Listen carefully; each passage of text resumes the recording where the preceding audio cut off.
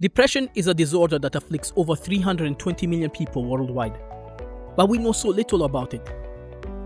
Stereotypes tell us that depressed people are weak. Unless someone opens up about their struggles, it can be very difficult to understand depression because it's invisible. It is a disorder defined by thoughts, behaviors, and feelings rather than obvious symptoms like vomiting, rashes, or fever.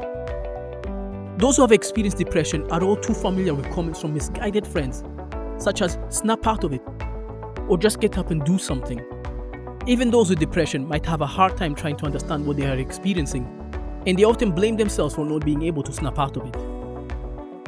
So in this episode, we want to focus on what depression is before we look at real-life stories of those who have been struggling with the disorder.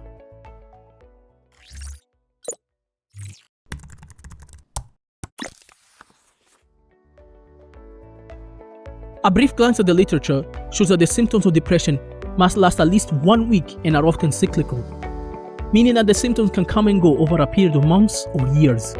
And a person who experiences depression once is likely to have future episodes. But to begin to understand depression, we need to look at the symptoms. Firstly, depression has symptoms related to how someone feels, such as experiencing nearly constant feelings of sadness, anger, guilt, or hopelessness. Next, there are symptoms related to behavior.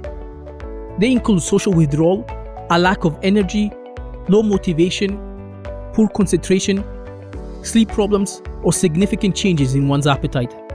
Lastly, there are symptoms connected with our thoughts, such as poor self-esteem, thoughts of suicide, and a loss of interest in regular activities. To many of us, because these thoughts and feelings are in our head, they can seem like decisions rather than symptoms. It can seem like someone who is depressed has chosen to be lazy and sleep all day, or they have decided to stop spending time with their friends. But remember, it isn't a simple matter of it's all in our head.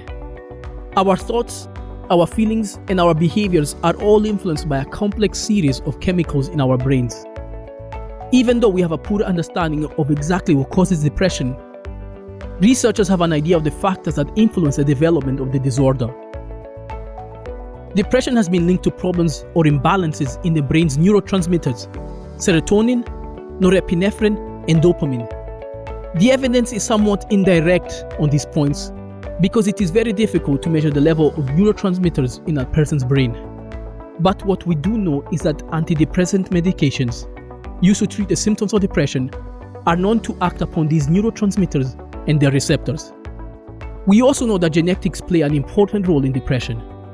People who have a family history of depression are more likely to experience the disorder. But don't panic just yet. Just because your parents had depression does not mean you necessarily will, but the chances are greater. Finally, we know that environmental factors play a role in depression. Living in poverty, experiencing a traumatic event, or other stressful situations may trigger the disorder. Despite our incremental advances in our understanding of the disorder, depression does not always have a clear trigger, which often leads to a person not understanding why they feel so down. Treatment for depression usually includes psychotherapy and medication, and either can work on its own, but a combination of both medication and therapy has been found to be the most effective.